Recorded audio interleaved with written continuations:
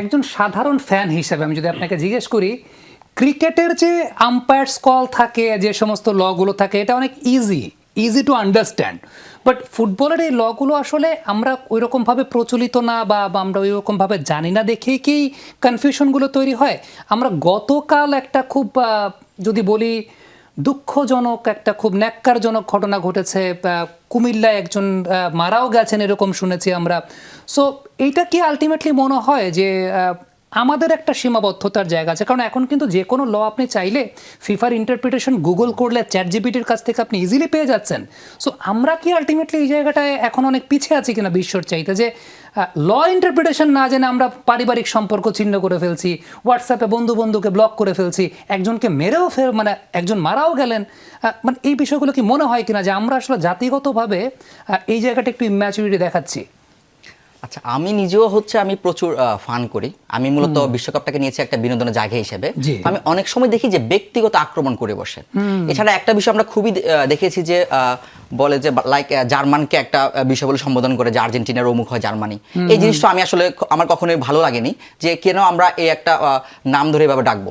তো আসলে মানে আমাদের বাঙালি মানুষদের এই যে কালচারটা সম্পর্কে আসলে ফিফাও কিন্তু জানে।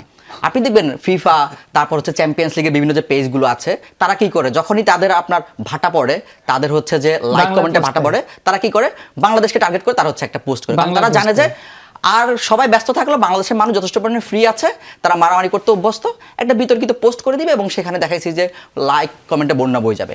তো পুরো বিশ্বই কিন্তু আসলে বাংলাদেশি মানুষ সম্পর্কে জানে।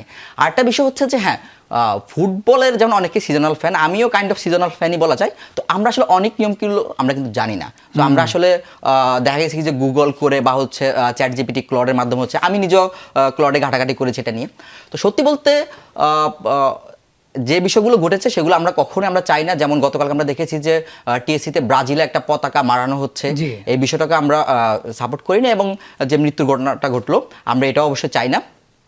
মানে তো গতকালকে আমরা দেখেছিলাম আসলে এই যে একটা অবস্থা সৃষ্টি হয়েছে রুলস নিয়ে, এখানে আসলে একটা বিষয় আছে। মানে বিষয়টা কিন্তু একদিনের না, বিষয়টা আসলে দীর্ঘ দিনের অনেকগুলো বিষয়ের একটা ফলাফল।